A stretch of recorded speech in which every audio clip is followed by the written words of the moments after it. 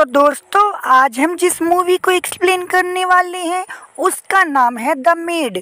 Movie की शुरुआत में हम देखते हैं एक लड़के को जिसका नाम जैक होता है और वो अमेरिका से इंग्लैंड अपने डैड के घर जाता है, लेकिन वो वहाँ जाकर बिल्कुल भी खुश नहीं होता। वो अपने डैड को उसके नाम से बुलाता है। उसके डैड का नाम डेविड होता है। डेविड पूछता है, बेटा तुम मुझसे इतनी नफरत क्यों करते हो? लेकिन जैक उसकी बात का कोई भी जवाब नहीं देता। लेकिन वो अपने डैड की बात का कोई रिप्लाई नहीं देता और अपने कमरे में जाकर शराब पीकर सो जाता है। और जब वो सुबह उठता है, वो गार्डन में जाता है, तभी वहाँ उसे एक सुंदर औरत दिखती है और उसके डैड उसे बताते हैं इसका नाम है मारिया, ये हमारी घर की नौकरानी है। वो दिखने में बहुत ही खूबसूरत और सेक्सी थी। मारिया जैक से बात करते करते उसकी मॉम के बारे में पूछती है, लेकिन जैक को ये सुनते ही गुस्सा आ जाता है और वो वहाँ से चला जाता है। उसके बाद मारिया जैक से माफ़ी मांगती है, लेकिन जैक अपना कैमरा लेकर अपने कमरे से बाहर निकल जाता है। जैक घर वापस आकर मारिया से सॉरी कहता है और वो कहता है कि मेरी मॉम की मौत मेरी ही गलती की वजह से हुई थी और इसी वजह से मेरी और मेरे डैड में नहीं बनती। मारिया उसको बोलती है, जो भी हुआ उसमें तुम्हारी गलती नहीं थी। रात में डेविड जैक को अच्छे रेस्टोरेंट में खाना खिलाने ले जाता है, लेकिन जैक उसको गालियां देकर प्लान कैंसिल करवा देता है। अगले दिन जैक बाहर घूम रहा होता है, तभी उसे वहाँ एक लड़की आकर मिलती है।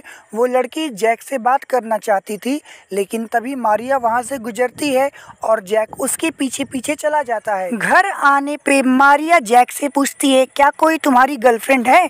तो जैक कहता है, मुझे अपनी उम्र की लड़कियों में कोई इंटरेस्ट नहीं है। तभी मारिया उसको बताती है कि 2 दिन बाद तुम्हारा बर्थडे है। इसके बाद जैक फिर से गुस्सा हो जाता है और मारिया उसे मनाने चली जाती है। जैक मारिया को बोलता है कि मुझे तुम्हारे साथ बहुत अच्छा लगता है। तभी मारिया जैक से उसके बर्थडे के बारे में डिस्कशन करती है। जैक फिर से गुस्सा हो जाता है और वो कहता है कि मुझे अपना बर्थडे बिल्कुल भी पसंद नहीं है, क्योंकि इसी दिन मेरी माँ की मौत हो गई थी। मारिया जैक को बताती है कि जब वो 16 साल की थी तब वो प्रेग्नेंट हो गई थी, जिससे उसकी फैमिली की बहुत बदनामी होती है। इस कारण से उसे घर से निकाल दिया जाता है। डेविड जैक को बताता है कि वो बिजनेस के सिलसिले से बाहर जा रहा है और जैक घर में अकेला होता है। वो मारिया की फ़ोटो देखकर मास्टरबेट करता है। तभी जैक मारिया को किसी आदमी से बात करते सुनता है। वो जाके देखता है तो उसे पता चलता है कि वो आदमी मारिया का एक्स बॉयफ्रेंड है और वो उसके साथ दोबारा रिलेशन में आना चाहता है। अगले दिन जैक का बर्थडे होता है और वो गिफ्ट में मारिया को मांगता है। मारिया कहती है कि मेरे और तुम्हारे बीच में बहुत ज़्यादा एज डिफरेंस है, इसलिए तुम ये सब भूल जाओ।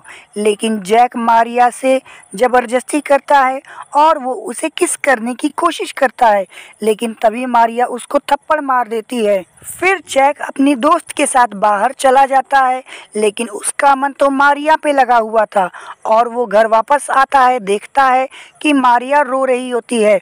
वो मारिया को चुप कराता है और उसे किस करने लगता है। उसके बाद वो दोनों इंटीमेट होते हैं और मारिया की भी प्यास बुझ जाती है। उसके बाद मारिया जैक से बोलती है कि हमारा कोई फ्यूचर नहीं है, तुम अपने फादर पर और अपने फ्यूचर पे ध्यान दो। अगले दिन जैक के फादर डेविड घर आते हैं, लेकिन जैक उनसे अब भी अच्छे से बात नहीं करता है और उन्हें खरी खोटी सुनाता है।